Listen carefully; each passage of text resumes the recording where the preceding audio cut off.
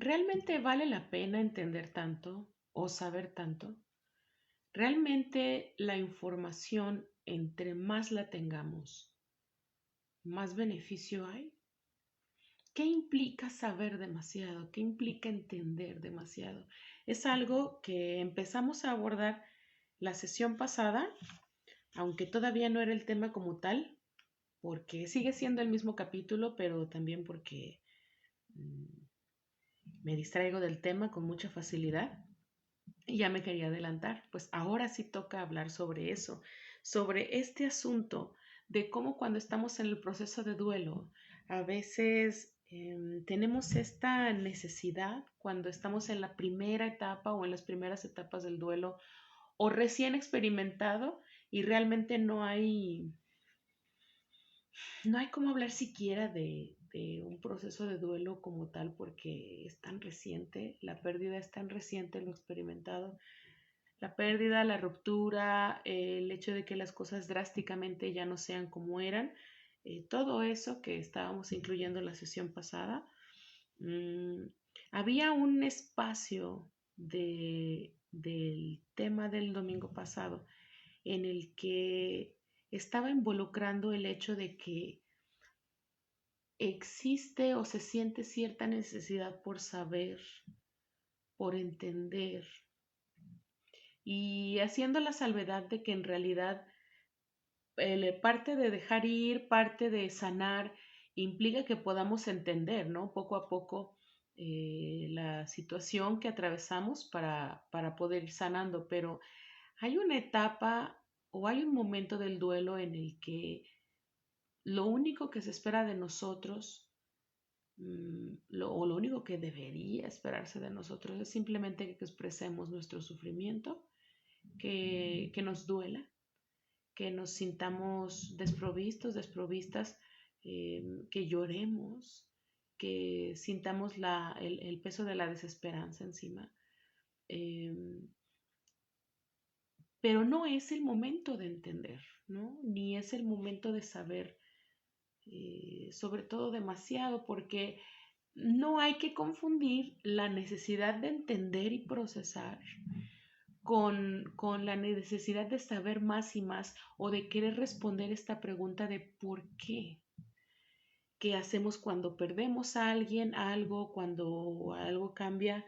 Cualquiera de este tipo de duelo por pérdida, mm, hay que saber la diferencia, sería muy saludable poder identificar la diferencia entre el hecho de que entre más sepamos con calma y con buen ritmo saludable y más vayamos entendiendo, entre más vayamos aprendiendo de nosotras, de nosotros mismos en esta experiencia de perder algo o a alguien y de dolernos.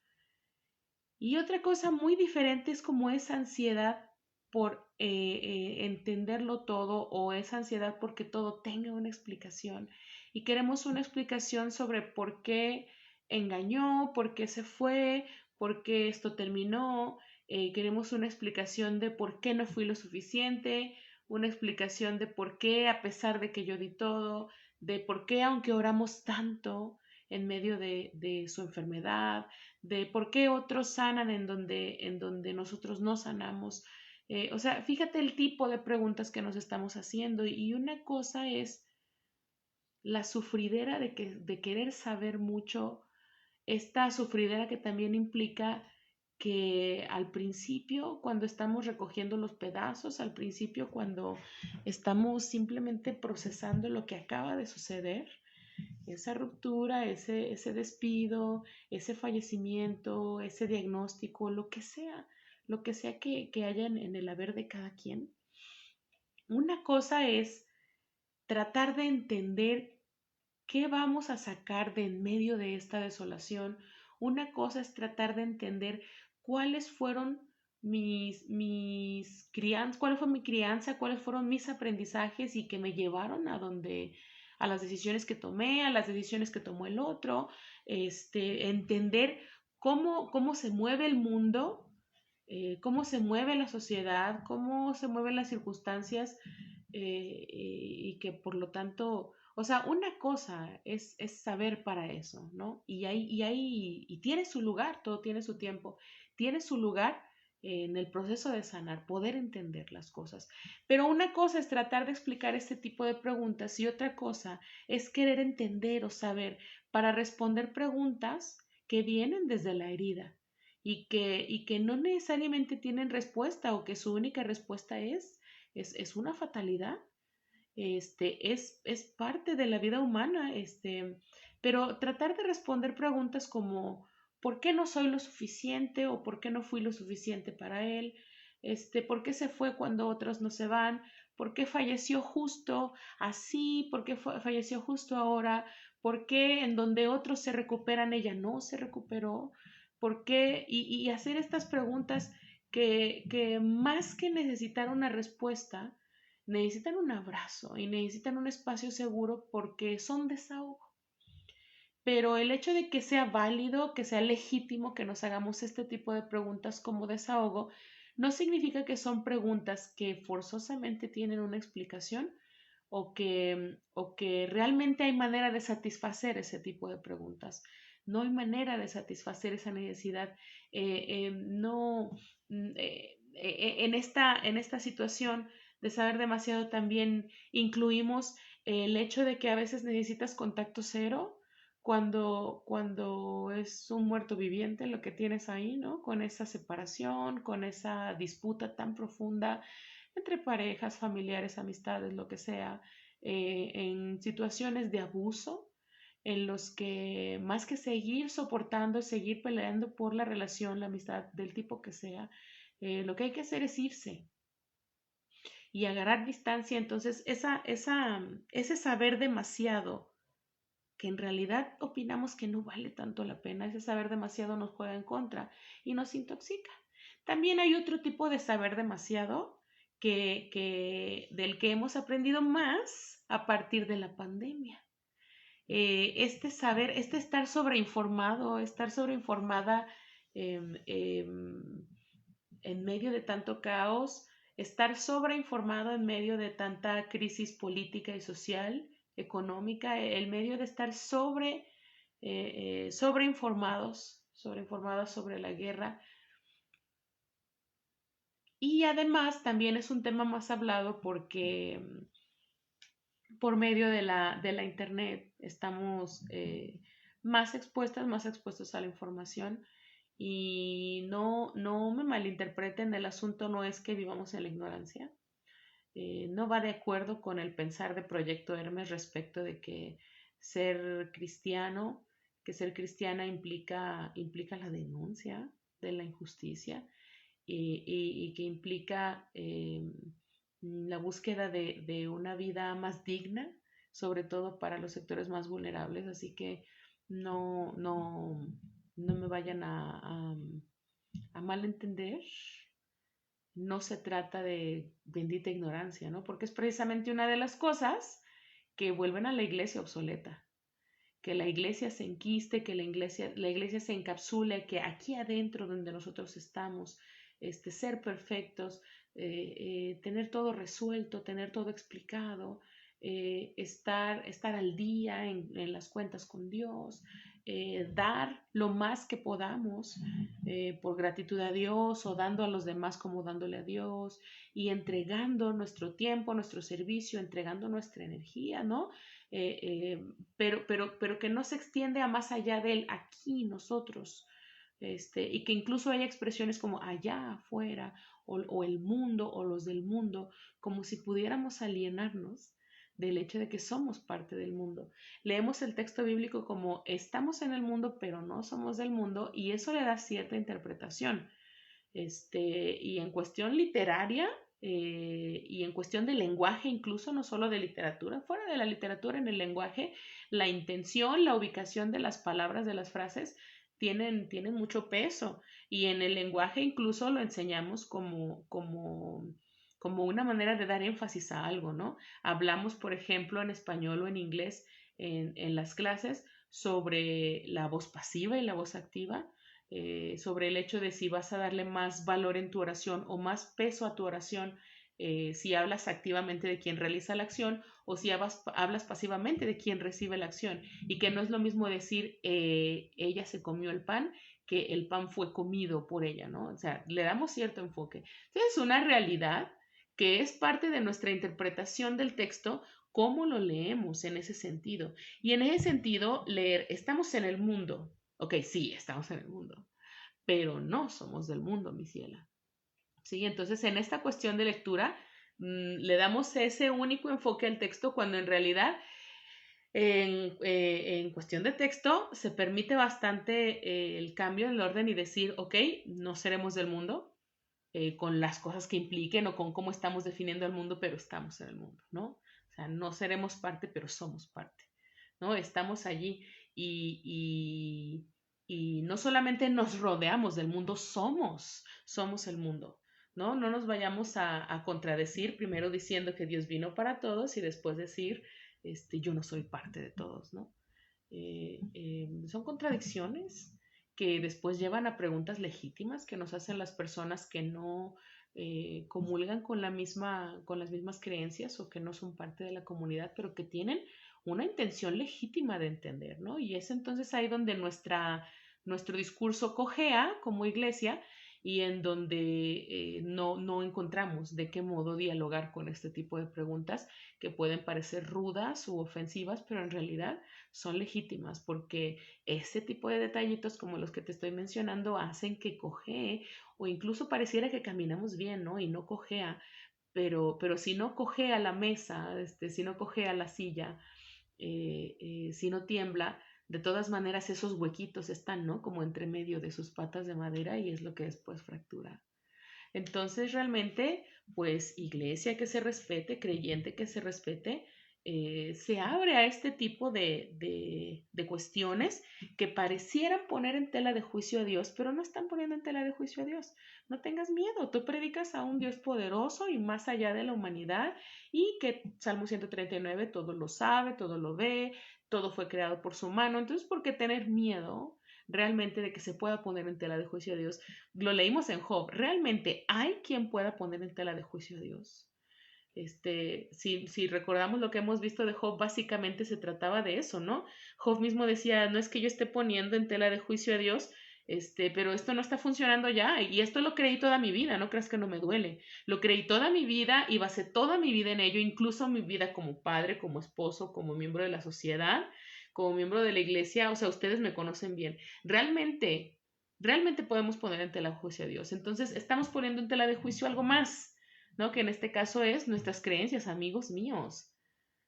¿Por qué no dejan de repetirme cosas que también yo le he dicho a otros? Y hasta ahora estoy entendiendo que realmente existe la calamidad aunque no hayas hecho nada malo. La sarta de cosas que le dije a los que visité, siendo diácono, siendo copastor, siendo amigo de toda la vida de las congregaciones, la clase de cosas que dije porque me faltaba barrio, porque no lo había experimentado. No se me había ocurrido que cuando me dijeron, no sé, Job, qué pude haber hecho, porque me está pasando aquí, y yo haberle insistido tanto a la gente, sigue buscando, debes tener algún pecado oculto. ¿Sabes? Pero no me quiero regresar a Job, recuérdate de A. Es muy fácil que me regrese, pero está bastante vinculado. Y por eso estamos viendo estos libros de esta manera, o todos estos discursos contradictorios dentro del texto bíblico, porque la contradicción incluso le suma a la Biblia, más que demeritarla. Decir que hay contradicciones, de hecho hay contradicciones en los discursos, no hace menos a la Biblia ni a Dios. ¿Quién puede realmente hacer menos a Dios? Entonces, ¿qué es lo que estamos, y ni siquiera haciendo menos, sino poniendo en tela de juicio? A Dios no, sino el discurso con el que tratamos de hablar sobre Dios, el discurso con el que hablamos sobre la fe, sobre la iglesia, sobre la salvación, sobre el cielo, el infierno, etcétera. Estamos poniendo en tela de juicio nuestro propio razonamiento, no a Dios. Entonces, hay que, y aunque se siente difícil hacer este tipo de preguntas o que nos hagan este tipo de preguntas, aunque es difícil porque preguntas que tienen que ver con los fundamentos de cómo vivimos nuestra vida, nos hacen temblar y no nos gusta. Sí, no nos gusta que hagan que tiemble nuestra casa, no nos gusta que nos hagan perder el paso y caer al suelo. con todas sus implicaciones, ¿no? Lo menos dañino es que nos dé vergüenza que nos caímos y lo peor es que nos rompamos en el proceso, en el accidente. Y por eso a nadie le gusta, ¿no? Que le muevan el piso. Y es entendible. Pero, ¿de qué manera vamos a pasar de la papilla a la comida para adulto? En cuestión de la fe, como lo leemos en el Nuevo Testamento, como un reclamo muy sensible y entendido. ¿Cuándo vamos a dejar de comer papilla espiritual? Tenemos que madurar. Y la papilla no es mala, pero es parte de nuestro pasado y ya no responde preguntas, ya no nutre. Entonces, ¿por qué pensar que tratar de salir de esa burbuja puede ponernos en riesgo cuando el riesgo más bien es mantenernos en esa burbuja de papilla, ¿no? De alimento para bebé cuando crecemos? Ya no nutre, nutrió y no pierde su valor ni decimos, mugrosa papilla porque nos alimentó y, y, y es muy valiosa, pero el proceso de crecimiento no se detiene. Y cuando se detiene, entonces nuestra fe, el discurso de nuestra iglesia se va volviendo obsoleto porque la sociedad sigue avanzando y nosotros ya no ofrecemos respuestas, ¿no? Porque nos encapsulamos y pretendemos que la gente se encapsule. Pero la vida no se puede capsular y lo cristiano no quita lo humano, así que hay que ser muy conscientes y responsables de este proceso. Si no, por eso después otra vez caemos en otra trampa que es tratar de separarlas entonces, la vida secular y la vida de fe, y no se pueden separar. Se puede hablar de ellas por separado, se pueden separar para fines del discurso, para fines de la explicación, pero es una sola vida. Entonces aquí tenemos a Eclesiastés, la segunda parte, el peso de saber. La vez pasada fue la vida cansa y es legítimo decirlo en voz alta. Y siempre es un buen día para poder reclamarle en la cara a Dios y darnos cuenta de que Dios es lo suficientemente fuerte, tal como lo predicamos, como para enfrentar nuestro rostro lloroso y lleno de mocos y nuestra cabeza que duele y nuestro cuerpo que se cansa, nuestros huesos que se debilitan, igual que un fuerte padre y una fuerte madre tienen la energía de acompañar a su criatura en el llanto, en la frustración, para no mencionar el berrinche porque esa palabra tiene una relación o está muy relacionada ya con el asunto de, ay, no obtuvo lo que quería, ¿no? Y entonces se puso en su berrinche. La legítima frustración, porque no entienden como nosotros entendemos, luego también nos frustramos y entonces, ay, su berrinche, ¿sabes? Entonces, realmente, ¿quién de los dos está balanceando bien sus emociones frente a la crisis? El niño porque es niño y nosotros qué excusa tenemos, ¿no? Pero si existe en nosotros, en la humanidad, la voluntad de acompañar a la cría en su frustración, en su llanto, en su dolor, en su desesperación, la cría de cualquier edad. Incluso nosotros desde nuestra edad y nuestra experiencia sabiendo de bebé, si supieras que de esto vas a salir, bebé, si supieras que esto no es el final. Pero por mucho decírselo, no lo va a entender porque tiene que vivirlo igual que tú lo viviste. ¿Sabes? Entonces, si nosotros, la humanidad, tenemos esa capacidad, podemos tener esa voluntad, esa educación, ese aprendizaje de acompañar a los jóvenes que amamos, a los infantes que amamos en medio de su frustración, porque ahí se les acabó el mundo, aunque sabemos nosotros que no se les acaba, porque no se nos acabó a nosotros tampoco. Pero que vamos a tener la entereza de que incluso aunque ese llanto taladra a nuestros oídos, porque para eso es así, ¿no? Sino cómo sobreviven las crías, ¿no? Su llanto, su grito tiene que taladrarnos para alertarnos y para protegerles. Uy, esto se cae. Se me mueve el piso ese. Así que si nosotros podemos como humanidad encontrar esa voluntad y esa entereza de acompañar a nuestra cría en medio de su frustración, aunque su llanto nos taladre, ¿cuánto más Dios, no? Entonces, ¿por qué detenernos de tener esa libertad, esa misma libertad, si no va a ser para salud, para bienestar integral nuestra fe? Esa libertad, esa confianza de poder acercarnos a Dios y reclamarle en su cara, como le reclamó Elías, como le reclamó Raquel, como le reclamó María, como le reclamó Jonás y Job, sin que cayera fuego del cielo. con todos los relatos que tenemos sobre cuántas personas le pidieron, mátame aquí y ahora mismo porque esto no vale para nada, porque me diste gato por liebre. Y yo, mejor ya que esto aquí se acabe, ¿no? Y que Dios no haya dicho, ok, te lo mereces, fuego del cielo, ¿no? Lidiar con esa depresión, lidiar con confrontar esa frustración. Y te digo, no es lo que dice la Biblia en la gran mayoría de las ocasiones, sino cómo lo leemos. Lo acabamos de mencionar con decir, estamos en el mundo, pero no somos del mundo. En comparación con decir, no seremos del mundo, pero estamos en el mundo, ¿no? No somos del mundo, pero estamos en el mundo. Pues también esas lecturas son las mismas que nos llevan a, por ejemplo, de aquí, del Eclesiastés del 12 al 18, y la pregunta, ¿vale la pena realmente entender tanto? ¿Vale realmente la pena saber tanto?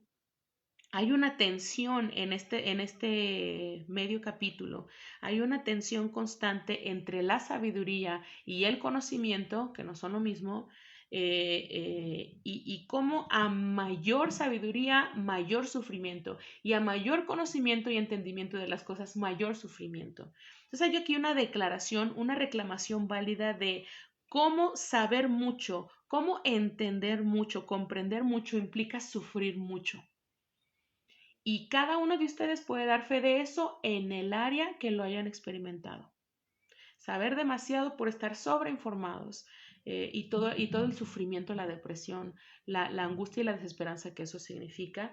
Espiar las redes de alguien con quien se supone que ya no tienes contacto y que tu corazón se rompa cuando te enteras de esto o de aquello.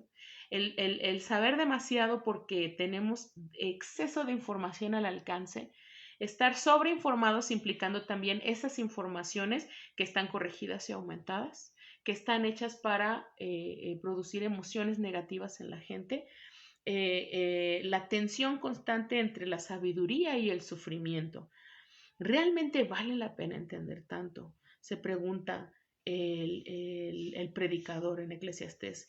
Este pasaje explica o expresa más bien la frustración de quien ve más de la cuenta, de quien sabe más de la cuenta. Entre más sabemos, entre más acceso tenemos a la información, más oportunidad hay de entender lo podrido que está el sistema, lo difícil que está la educación y la salud, lo intenso de las, ay, lo que sea,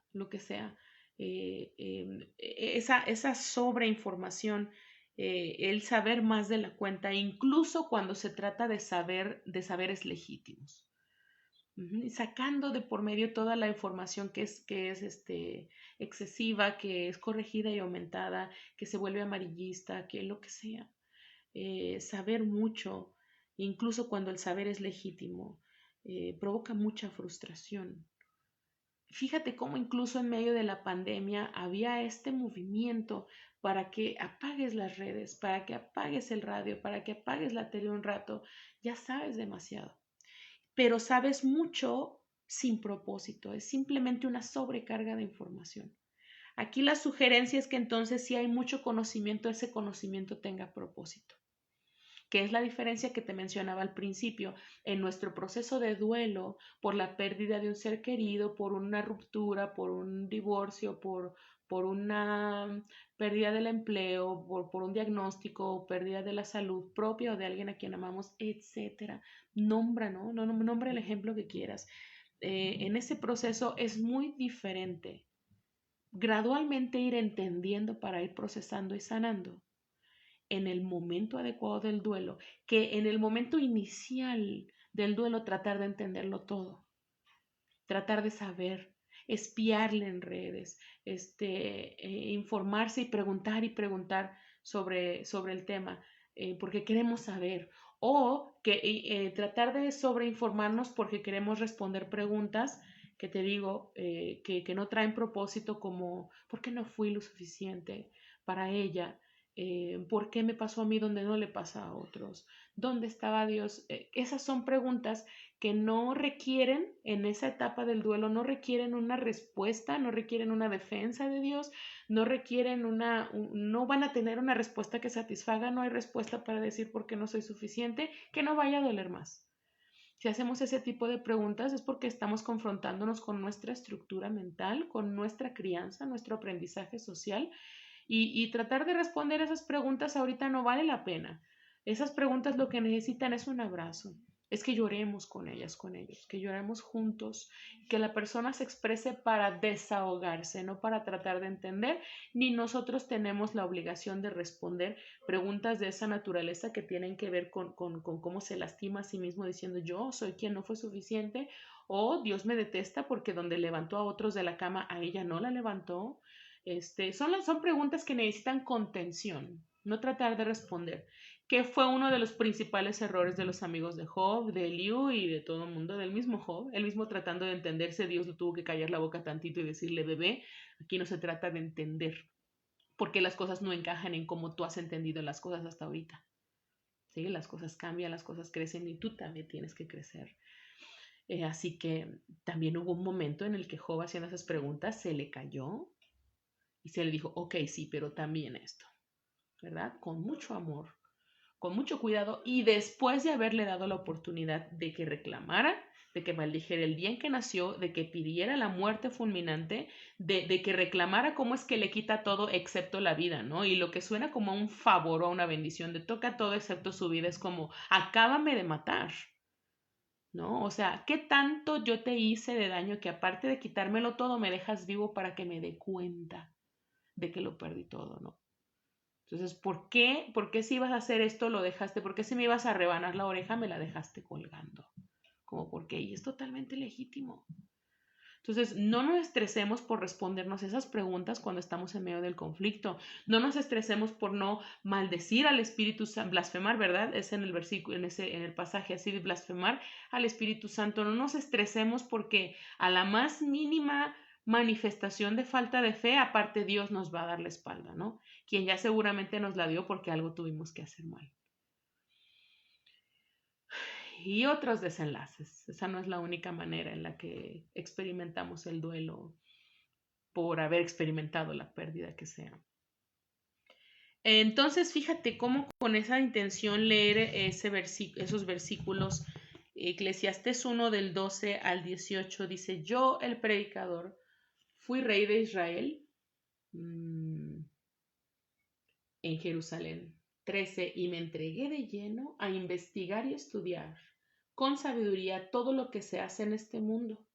Vaya carga pesada que ha puesto Dios sobre los hombres para humillarlos con ella. Y pude darme cuenta de que todo lo que se hace en este mundo es vana ilusión, es querer atrapar el viento. Ni se puede enderezar lo torcido, ni hacer cuentas con lo que no se tiene. Entonces me dije a mí mismo, aquí me tienen, hecho un gran personaje, más sabio que todos los que antes de mí reinaron en Jerusalén, entregado por completo a profundizar en la sabiduría. O sea, este deseo yo lo pedí. Me dijeron, pide lo que quieras y yo pedí sabiduría y mira dónde me trajo eso. Me dije a mí mismo, aquí me tienen, hecho un gran personaje, más sabio que todos los que antes de mí reinaron en Jerusalén, entregado por completo a profundizar en la sabiduría y el conocimiento y también en la estupidez y la necedad, tan solo para darme cuenta de que también esto es querer atrapar el viento. Quise pedir algo que no fuera tratar de atrapar el viento. Así que no pedí riquezas, no pedí fama, no pedí que nunca me enfermara, no pedí nunca perder a nadie, porque yo ya entendía que eso es vana ilusión, ¿no? Que todo lo que empieza termina. Y me acabo de dar cuenta que pedí sabiduría esperando no pedir algo que fuera a tratar de atrapar el viento, y aquí me tienen, tan solo para darme cuenta de que también esto es querer atrapar el viento, querer entenderlo todo, quererlo saber todo. La sabiduría más allá de la sabiduría. En realidad, a mayor sabiduría, mayores molestias. Cuanto más se sabe, más se sufre. Y así termina el primer capítulo de Eclesiastés. La arrastrada que nos va a dar este libro. Igual que la arrastrada que nos da Job y la arrastrada que nos da Jonás y la arrastrada que nos toque cuando terminemos Eclesiastés y nos vayamos a los demás libros de los que podemos tomar una voz contradictoria para confrontar nuestra fe y hacerla más fuerte. Que lo que te hace más fuerte es ejercitar tu cuerpo en contra de la gravedad, es confrontación, no a favor de la gravedad. Nadie hace músculo a favor de la gravedad. Lo hacemos en contra de la gravedad y con peso encima. Y te fotografías en el gimnasio y con justa razón. Y ves tus fotografías y todo eso fue en contra de la gravedad. Necesitamos confrontación, ir en contra de, no a favor de, para que también se pueda fortalecer nuestra fe, para que se fortalezca nuestro sistema y entonces no se nos haga el reclamo, que de todas maneras nadie se escapa, que leemos en el Nuevo Testamento, no han podido pasar de la papilla, se les tiene que seguir alimentando con esto cuando ya están grandotes. ¿Qué pasó con su alimentación adulta espiritual? ¿Dónde está el ejercicio? ¿Dónde está la maduración? Entonces, es bien impactante leer estos versículos, pero al mismo tiempo ir en contra de la gravedad, hacerle un cimbramiento a nuestros cimientos, poner en tela de juicio, como te decía, que no es poner en tela de juicio a Dios, ni a la palabra de Dios, ni a la fe, porque ¿quién puede hacerlo? Realmente, ¿quién puede hacerlo? Entonces son preguntas legítimas, pero no son confrontando a Dios o poniendo en tela de juicio a Dios. Estamos poniendo en tela de juicio nuestros conceptos de Dios. ¿Realmente responden preguntas? ¿Realmente acompañan de manera legítima como Dios nos ha dado a entender que hay que acompañar a la persona que está en medio de la crisis y no solamente en el Nuevo Testamento la porción que habla sobre la gracia de Dios? Hay gracia de Dios desde el Antiguo Testamento. Adán y Eva, por lo tanto, están en este pasaje. Fíjate cómo el asunto del Génesis 3 se maneja como que el pecado de Adán y Eva es de tinte sexual, porque la desnudez, o que se trata de que el pecado de Adán y Eva fue desobedecer a Dios, ¿no? Que qué manera tan útil y práctica para el opresor, para controlar a la gente. Dentro de la iglesia y a partir de la iglesia, fuera de la iglesia. Dios fue desobedecido. El ser humano desobedeció a Dios y mira cómo le fue. Tienes que obedecer, tienes que cumplir con las leyes, tu autoridad está puesta por algo. Y fíjate cómo aquí el asunto de tratar el pecado de Adán y Eva como la desobediencia nos deja bastante limitados, ¿no? No digo que no se pueda interpretar así. Lo que digo es que es peligroso y nos deja bastante malnutridas y bastante obsoletos como iglesia cuando utilizamos este pasaje solamente de esa manera y no leemos que la desnudez es el bienestar. Vámonos con Génesis 2, la desnudez. Es aquí la expresión de una vida sencilla, sin sentimientos de culpa, y el sentido profundo de armonía, la perfecta armonía con uno mismo y con el prójimo. Después, como consecuencia del pecado, llegó a ser motivo de vergüenza.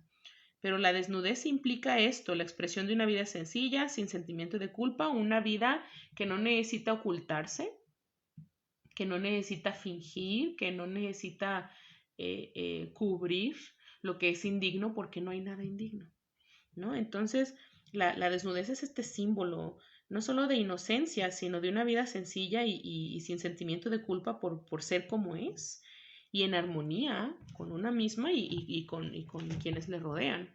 Entonces, fíjate cómo aquí más bien el árbol que se prohíbe que coman y comen es el árbol del conocimiento del bien y del mal, ¿no? Y cómo aquí está el asunto me encanta esta explicación que nos dieron en el seminario, tanto el profe de Antiguo Testamento como el profesor de espiritualidad, descansa en paz, incluso el profe del Nuevo Testamento lo asumió porque hay muchas relaciones, obviamente, no podemos separarlo, pero este asunto de cómo el mito de la creación está en el texto bíblico como parte de la cultura de los hebreos, igual que nosotros también tenemos nuestros mitos de la creación.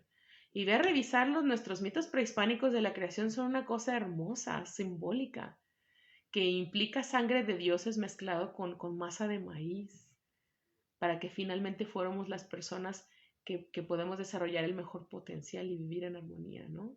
Con sangre divina más el fruto de nuestra tierra. El fin es que cuando escuchamos la palabra mito pensamos en, oh, la mentira. ¿Cómo que mentiras en la Biblia, no? Sácate de aquí, hereje.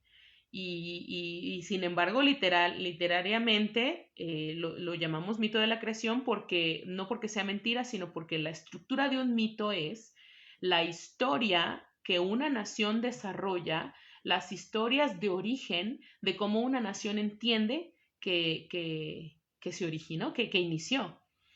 Y los hebreos tienen esta narrativa y es una cosa muy asombrosa y es hermoso que le demos más valor como un mito de la creación o como un relato de la creación que como una crónica, porque como crónica, como todo sucedió exactamente como es y todo significa de forma literal, tiene muchas más maneras de contradecirse.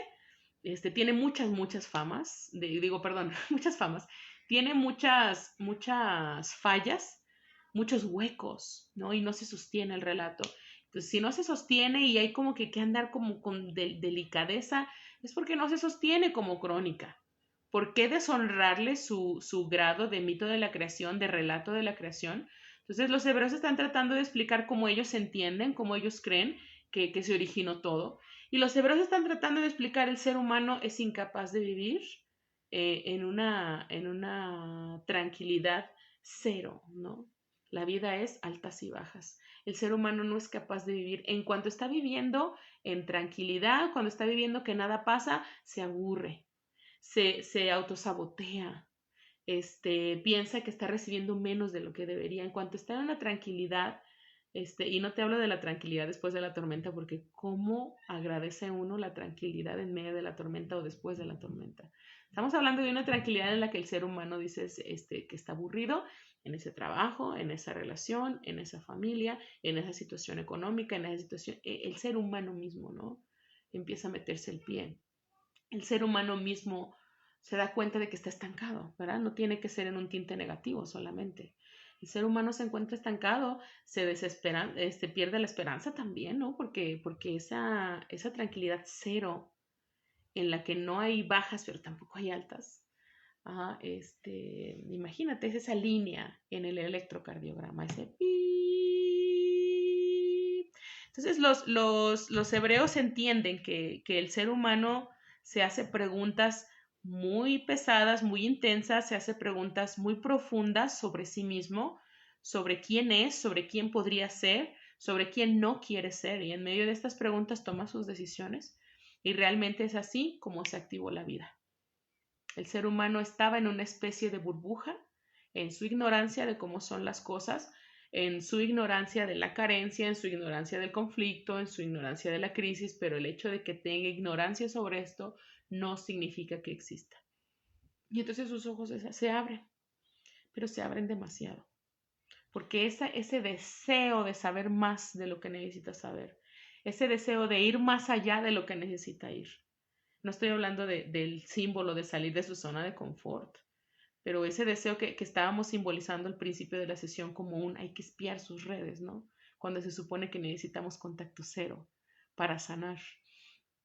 Hay que preguntar y preguntar y preguntar, hay que indagar, hay que espiar, hay que ir detrás hay que hacernos preguntas como ¿por qué no fui por qué no fui suficiente? De por qué sí le di todo, porque, o sea, ¿sabes? Ese deseo, ese autosabotaje de querer saber más de lo que en realidad necesita saber, de querer cargar con más de lo que en realidad necesita cargar, de querer controlar más allá de lo que en realidad necesita controlar para vivir de forma digna. Es lo que nos hace vernos a nosotros mismos con ese sobreentendimiento, con esa sobreexplicación, con esa sobreinformación de lo que fuimos a buscar, a preguntar, a espiar lo que sea. Es una sensación de desnudez. La persona que va y busca al ex en redes y le ve fotos con su nuevo amor, queda desnuda.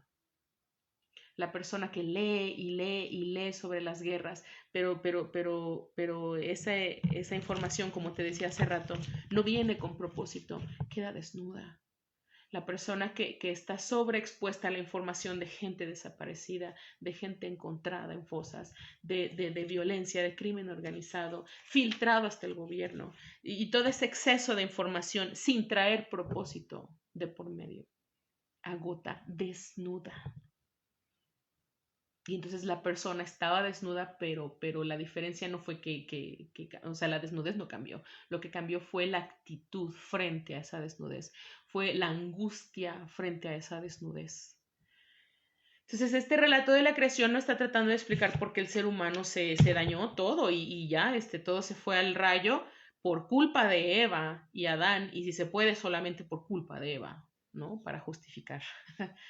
Entonces, ¿por qué ver este relato solamente en la superficialidad de querer catalogarlo como una crónica? Lo más importante de un mito de la creación no es haber sucedido y que haya sucedido tal y como se explica y que pueda haber evidencia y que nadie pueda tumbar este relato como crónica. Claro que se va a tumbar si lo vamos a ver como crónica cuando no nació para ser una crónica. Un relato de orígenes, un relato de la creación para cualquier cultura, su intención no es ser una crónica y explicar exactamente cómo sucedió, sino de dónde pudo haber venido esto, ¿no? Y hay que considerar que nadie estuvo allí, hay que considerar que nace en medio de un pueblo que está esclavizado y que necesita ofrecer respuestas a esas personas esclavizadas, entonces hay que contextualizar. Entonces, sin embargo, Eclesiastés 1 nos hace ir hacia Adán y Eva y encontrar en ese contexto cómo lo importante para Dios no es que había sido desobedecido, ¿no? Sino que el ser humano fregó su paz mental, el ser humano echó por los suelos completamente la tranquilidad con la que estaba viviendo porque quería más, porque quería saber más, porque quería controlar más, porque quería ir más allá de lo que en realidad necesita o incluso puede ir.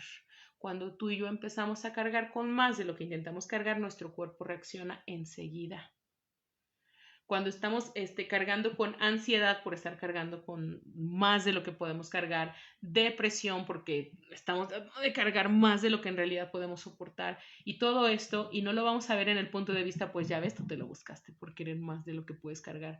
Las dinámicas son muy complejas y no vamos a decir te lo dije o te lo buscaste cuando Dios no lo ha dicho en ninguno de estos los relatos que ya hemos encontrado en la Biblia, ni Dios nos mande, ¿no? Que no pase. Que pongamos ese tipo de palabras en el discurso de Dios, cuando ahí lo único que leemos, incluso en la confrontación directa, como con Adán y Eva, ¿qué fue lo que hicieron? ¿Dónde están? Con la confrontación directa de, ok, ya te escuché, Job, ahora fájate bien y respóndeme ahora mis preguntas. Incluso en este tipo de confrontaciones directas, la que leímos con Jonás, por una calabacera, por una enramada que te cubría del calor insoportable y que tú no sembraste, que tú no alimentaste, que tú no nada y te compadeces de que se murió. Incluso en este tipo de confrontaciones, realmente esta situación es para que estés así de tirado por los suelos y que él diga, sí, quisiera morirme, así de enojado estoy enojado que me muero. No todas esas confrontaciones, incluso las más aparentemente rudas, estaban cargadas de ternura. Eclesiastés 1, entonces, del 1 al 11, lo vimos en la sesión pasada, está muy relacionado con, es totalmente legítimo afirmar que la vida cansa. Y hay que poder ser honestos con el alma, desde el alma, sabiendo que Dios no excluye preguntas difíciles y que por eso tenemos a Job, a Jonás, a Ruth, a Eclesiastés, a Lamentaciones, etc. Y que si Dios puede validar el cansancio espiritual y emocional, tanto como para dedicarle un día, ¿no? En la creación, que es como los hebreos tratan de explicar, que incluso es un derecho que viene de tener la imagen de Dios. el derecho a poder descansar. Te digo, este relato nació en la esclavitud, así que obviamente iba a incluir este tipo de cosas, ¿no? En su relato de origen, en Génesis 1 y 2. Pero no se ha acabado el relato de origen en Génesis 3, no es ya se terminó el relato de la creación y ahora pasó esto. El Génesis 3 es el ser vivo, el ser humano, la serpiente más que los demás animales, la serpiente, la mente, el razonamiento humano, más que todos, sí se hace preguntas de ¿y por qué esto no? ¿Y por qué esto sí? ¿Y por qué no puedo aquello? ¿Y qué pasaría si empujo un poco más este límite? ¿No? Es la serpiente, el razonamiento humano. La serpiente, como lo leemos en el Génesis, la serpiente era un símbolo de la sabiduría y de los poderes mágicos y además su astucia era proverbial como símbolo en el Oriente Antiguo.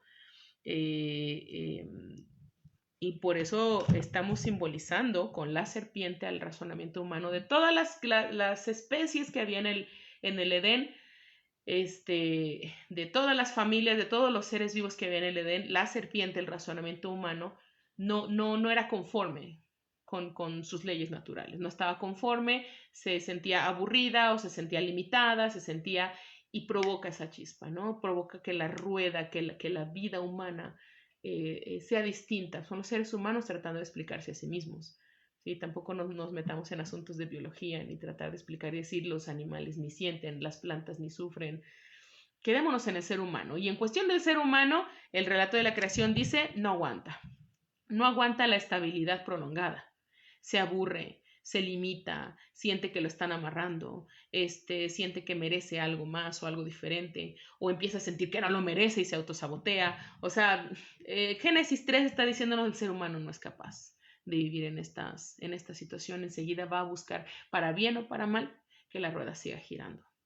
Pero en medio de eso, cuando el ser humano hace que la rueda gire y no es para bien, y se autosabotea, y se destruye sus propias bendiciones, y se hace la vida más difícil, y con ese sobreentendimiento y con ese sobreconocimiento por haber probado de ese fruto, ¿no? Con ese entendimiento de su desnudez y verla no con libertad, sino con vergüenza, por sentirse expuesto o expuesta. Lo importante es que Dios siguió ahí. Dios está allí todavía para confrontar porque ama. En lugar de decir, mira, esta especie salió torcida, la eliminamos del Edén. Es una cosa muy interesante. Así que por eso relacionamos Eclesiastés en esta porción del capítulo 1 con Adán y Eva. Claro que sí, señoras y señores. Es más importante desde nuestra perspectiva, desde el punto de Proyecto Hermes para la interpretación del texto bíblico en clave de salud mental. Lo más importante en el Génesis 3 no fue que desobedecieron. Lo más importante son todas estas dinámicas y este cúmulo o esta serie de decisiones que el ser humano toma y que a veces no las toma bien, ¿no? Y que todo se va al traste, pero Dios está allí todavía, no se ha ido. Fueron expulsados, qué sé yo, las cosas no pueden volver atrás, ¿no? Hace ratito estaba viendo un video de Bukele, del presidente de El Salvador, y decía, sí merecen perdón, y si Dios los perdona, los recibe en el cielo, pero yo no soy Dios, ¿no? Y aquí el gobierno y nuestra experiencia humana es diferente. Una cosa es que Dios los perdone, otra cosa es que no tengan que vivir, ¿no? Con las consecuencias y no hay vuelta atrás por las decisiones que tomaron. Esto no es castigo, esto es consecuencia, ¿no? Entonces, sí, si vamos a estar separando que mi vida espiritual y mi vida secular, tenemos muchos más huecos en el fundamento de nuestra fe, en el fundamento de nuestra vida de iglesia, en el fundamento de nuestro discurso como pastores. Hay muchos, muchos huecos y de eso también hablamos en Job, ¿no? Del enorme hueco que había en su sistema de valores y creencias y cuando él se da cuenta de que está tan hueco que él y sus amigos se cayeron en ese enorme pozo y ahora cómo salimos, ¿no? Ellos no quieren salir, están aquí a gusto tomando el té en este pozo, pero nuestra fe no se sostiene. Una vez que la persona está en crisis, la fe ya no ofrece respuestas, nuestra iglesia ya no ofrece resultados, nuestra iglesia ya no es sal ni luz que sazone y que ilumine el camino, sino que deshidrata, sal que deshidrata y luz que encandile, que nos hace chocar. Que hemos estado creyendo, que he estado creyendo todo este tiempo. No me había dado cuenta hasta que tengo estos tres delante de mí. Así hablo yo, así me veían los demás que visitaba cuando yo hablaba con ellos. Con mi buena fe, con mi buena intención. Así me veía yo. Diantre.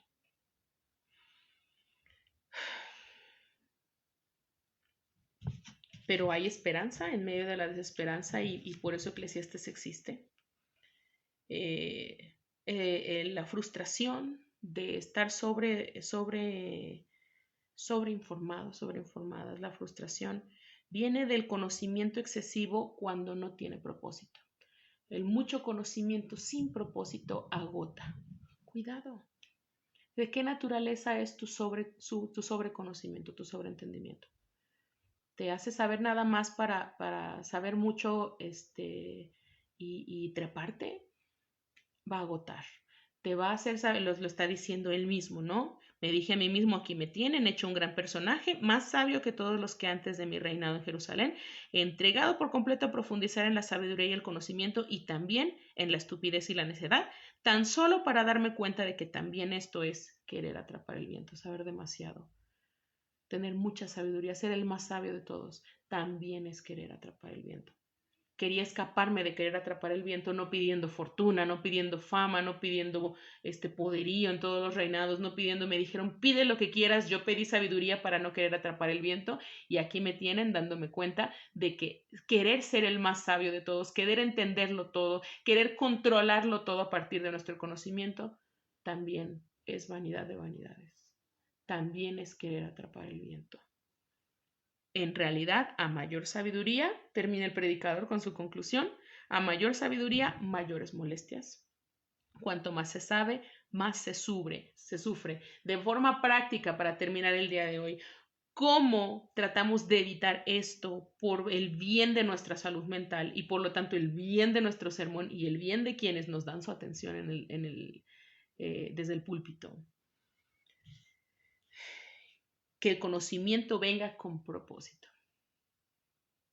Y hacernos esta pregunta, igual que te haces la pregunta constantemente de ¿qué haría Jesús? Bueno, este conocimiento trae propósito. Quiero espiar a mi ex. Lo que yo pueda encontrar en sus redes sociales, ¿viene con propósito? Oh, sí, ¿cuál? Ah, sobreinformarme sobre cómo está todo dañado el sistema. Sobreinformarme en redes sobre una única versión de los hechos. Sobreinformarme de esto, ¿qué propósito tiene? Tiene este y este propósito, voy a crecer, voy a sanar, voy a poder acompañar, adelante. No tiene el propósito de nada, solo quiero saber, solo no resisto no saber, solo quiero informarme más, solo tengo curiosidad morbosa, lo que sea. ¿Qué propósito tiene la información que tengo? La sobreinformación que estoy buscando. El conocimiento sin propósito nos agota. Necesitamos la sabiduría que trae propósito, la sabiduría que leamos en el texto bíblico que hable de sabiduría de lo alto, sabiduría divina, sabiduría como un regalo que viene sin añadiduras negativas. ¿Estoy sobreinformada? Es la pregunta para el día de hoy. ¿En qué estoy sobreinformada? ¿Sobre qué estoy tratando de estar sobreinformada? Y por ende, ¿estoy agotada? También la pregunta podría ser al revés, ¿no? No solamente ponemos al revés, no somos del mundo, pero estamos en el mundo. También estoy informada y sobreinformada y por ende agotada. ¿Qué porcentaje de mi agotamiento actual está relacionado con la sobreinformación? ¿De dónde me viene esa sobreinformación? ¿Estoy investigando de más? ¿Estoy acechando en redes? Estoy tratando de saber, entender para responder preguntas que vienen desde la herida y que lo que necesitan no es una respuesta, sino desahogarse. Y es por eso que en esa etapa del duelo ninguna respuesta que recibamos nos va a satisfacer. No hay respuesta que te satisfaga para atender la pregunta, ¿realmente no fui suficiente? ¿Por qué no fui suficiente? ¿Por qué si lo di todo? ¿Por qué si soy un cristiano excelente? ¿Por qué si he dedicado mi vida a esto o lo otro? Son preguntas que incluso si tuvieran respuesta e intentáramos darlas, no satisface. Job se dio cuenta de eso, las respuestas de sus amigos no lo satisfacían. Ese tipo de información, él había estado sobreinformado en el diplomado que nos están dando sobre el poder de conocer el ser, está genialísimo. Gracias, Carlos Ávila Pisuto. En esta dinámica, en esta situación, el entendimiento necesita propósito. Necesita haber propósito en el conocimiento y a veces sobreinformarnos también sobre otro tipo de cosas desorienta, desvía la atención sobre las cosas en las que en realidad necesitamos informarnos. No es que necesite informarme cómo le ha ido en su vida sin mí y ver si ya tiene otra, cosas así. Necesito informarme por qué tomé las decisiones que tomé, por qué me permití que sucedieran esas circunstancias y yo quedarme ahí. ¿Qué crianza yo traigo que me hizo sentir que era allí, que me hizo sentir que no podía aspirar a más, que me hizo sentir que estaba bien esa dinámica de amistad, de pareja, de relación, de iglesia, de lo que sea, donde hay interacciones, donde hay relaciones interpersonales, hay toda esta dinámica y hay todo este asunto de relaciones saludables y no saludables. El conocimiento sin propósito nos agota. Entonces la pregunta también es, ¿qué porcentaje del agotamiento actual que tengo tiene que ver con que estoy sobre informado? ¿En qué áreas, y si tal porcentaje existe, en qué áreas me estoy sobreinformando? ¿Qué áreas de mi vida no están siendo atendidas porque estoy ocupándome en sobreinformarme en esto otro? Fui sobreeducada, que es lo que te decía, por eso mencioné lo de Carlos Ávila Pisuto. Fui sobreeducada en la sesión anterior a la más reciente, hace 2 sesiones. Decía, hay personas que han sido sobreeducadas, personas que nunca hicieron un berrinche, personas que estaban bien fajaditas, personas que nunca ocasionaron problemas, y la sobreeducación también es un asunto que hay que atender. Sí, hay que sentirnos orgullosos de que no provocamos nunca un berrinche o hacernos una pregunta, ¿no? Y profundizar más ahí, bucear más ahí que en las redes sociales de otras personas. Bucear más allí que tratar de bucear en preguntas que no tienen respuesta satisfactoria, como las que ya mencioné. Tiene que valer la pena el hecho de que incluso el predicador, que incluso la persona más sabia del mundo, que el más sabio entre los sabios haya dicho, tratar de saberlo todo, estar sobreinformado, entender tanto sobre la sabiduría, pero también sobre la estupidez y la necedad, capítulo 1, también es querer atrapar el viento. Por aquí no es. Aprovechen que ya yo me eché este camino y que a esto dediqué mi vida, por aquí tampoco es. ¿Por dónde sí es? Es la pregunta con la que nos quedamos. Muchas gracias por llegar hasta aquí. La próxima sesión, ya ni siquiera les quiero decir el próximo domingo porque yo pensaba que en cuanto la bebé dejara de ser menos dependiente, a lo mejor físicamente o así, tenían más tiempo. Síganme mandando sus coscorrones y también sus tips, porque en realidad uno piensa que pronto va a ser dueño otra vez de su horario, ¿no es cierto? Y sí me lo advirtieron, ¿eh? No puedo decirles que nadie me lo dijo. Gracias, comunidad, por acompañarnos en medio de la total inexperiencia. Cuando ya sabemos cómo es un bebé de 2 años, ya tiene 3, así que olvídate de eso. Es querer atrapar el viento, es querer atrapar el viento, pero con la esperanza de que el próximo domingo nos vemos también, no sé a qué hora, perdónenme, no sé a qué hora, empezaríamos con el capítulo 2.